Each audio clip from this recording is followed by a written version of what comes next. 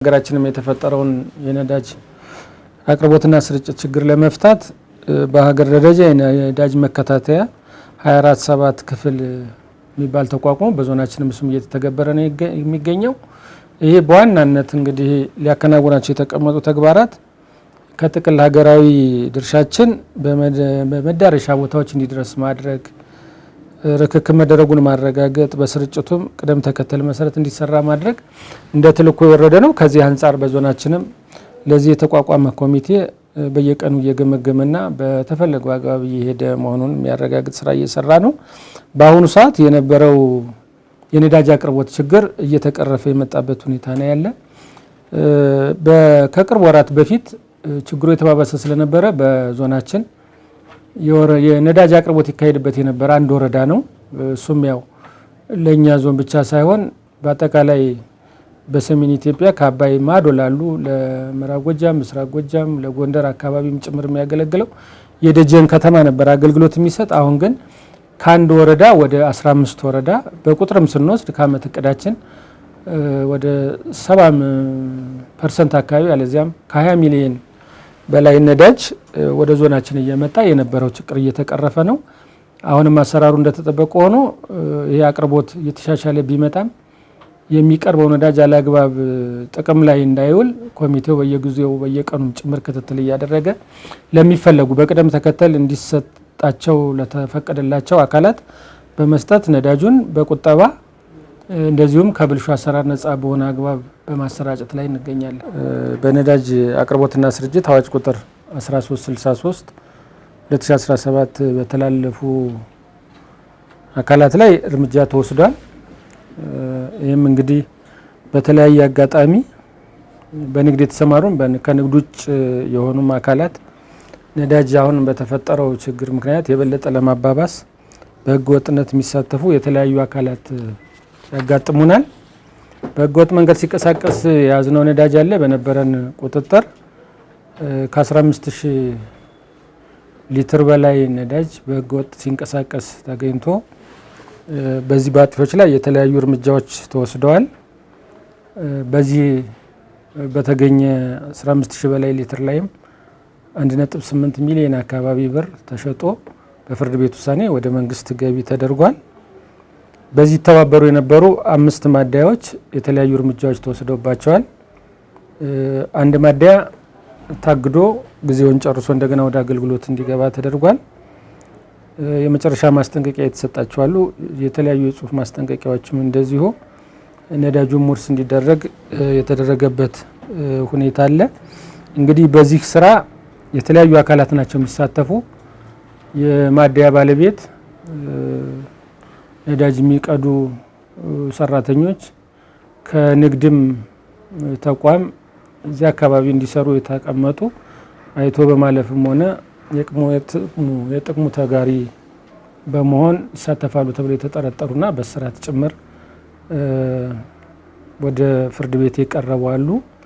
ስለዚህ ጠበቅ ያለ ግምገማና ስምሪት እንዲሁም እርምጃዎች በመውሰድ አሁን ላይ የሚታየውን ህገወጥ የነዳጅ እንቅስቃሴ ለመከላከል ጥረት እያደረግን ነው የምንገኘው። ይህም በመቅጣት ብቻ ሳይሆን የተለያዩ ግንዛቤዎች ጭምር ይፈጠራሉ። በዚህ የሚሳተፉ ተዋናያን አሉ። የማደያ ባለቤቶች፣ እዚህ አካባቢ የሚሰሩ ሰራተኞች እና በተለያየ አጋጣሚ ለዚህ ለመሳተፍ እድል አላቸው የምንላቸውን አካላት ጭምር ግንዛቤ በመፍጠርም እንዲህ አይነት ችግሮች እንዲቀንሱ ጥረት እያደረግን ነው። እንግዲህ የነዳጅ መጨመር ያው በቀጥታም ሆነ በተዘዋዋሪ ከትራንስፖርት ጋርና ከሌሎችም እንቅስቃሴዎች ጋር የሚያያዝ ስለሆነ በግብርና ምርትም ሆነ በኢንዱስትሪ ምርቶች ላይ የሚያደርገው የዋጋ መጨመር ላይ የራሱ ተጽዕኖ አለው። ይህንን ነገሮች እንዲቀንስ ለማድረግ በዋናነት ነጋዴው ማህበረሰብ፣ ሸማቹ ማህበረሰብ ባለአግባብ የነዳጅ ዋጋ መጨመር ምክንያት ተጎጂ እንዳይሆንና የኑሮ ውድነቱም እየጨመረ እንዳይሄድ ልዩ ልዩ ስራዎች ይሰራሉ። የሚወሰዱ እርምጃዎች በቀጥታም ይሁን በተዘዋዋሪ ለኑሮ ውድነት መረጋጋት የራሳቸው አስተዋጽኦ አላቸው። አሁን ማደያ ባለቤቶች በዚህ በችግሩ ምክንያት የበለጠ አላግባብ ገንዘብ ለማግኘት የሚሰሩትን ባለሙያዎችም ሰራተኞችም በማደያ ውስጥ የሚሰሩትም ለሌሎች የሚያስተላልፉት ህገወጥ የሆነ ነዳጅ በቀጥታ በዋጋ ላይ የሚኖረውን አስተዋጽኦ መሰረት በማድረግ እርምጃዎች እየተወሰዱ ነው። ስለዚህ አሁን ባለው በተለይ በግብርና ምርት ላይ ያለው የኑሮ ውድነት ወይም የዋጋ ግሽበት እየቀነሰ የመጣበት ሁኔታ ነው ያለ። ይሄ የተለያዩ አካላት አሉ። እንግዲህ የአንድ ሰው ስራ አይደለም፣ በኮሚቴ ጭምር ነው የሚመራ። የነዳጅ መከታተያ 24/7 ክፍል የሚባል አለ። ይህንን በከፍተኛ አመራሮችና በተቋማችን ጭምር የሚሰራ ነው። በየጊዜው እየገመገም ጥቅል የሆነ ሀገራዊ ድርሻችንን ወደኛ መምጣቱን በመከታተል ርክብ በማድረግ ስርጭቱም ቅደም ተከተሉ መሰረት መሄዱን በመስራት ሽያጭም ሆነ አቅርቦት ላይ የተሻለ ስራ እንዲሰራ በማድረግ ኑሮ ውድነቱ ላይም የራሱን አስተዋጽኦ እንዲያደርግ እየሰራ ነው። በተለይ ነጋዴው አካባቢ ንግድ ድርጅቶች ላይ የሚኖረውን የንግድ የዋጋ ንረት ለመጨመር የሚያደርጉትን ጥረት ከመከላከል አንጻር ከመቆጣጠር አንጻር የሚሰራው ስራ የበር ለበር ጉብኝት እናደርጋለን። ይሄ ብዙውን የሚያተኩረው አጥፊዎች ከተገኙ አሰራሩ በሚፈቅደው መሰረት እርምጃ መውሰድ ስለሆነ በዚህ በኩል በሁሉም ድርጅቶች ማለት ይቻላል ቁጥጥር ክትትል ይደረጋል። በዚህም የተወሰዱ አስተዳደራዊና ህጋዊ እርምጃዎች አሉ።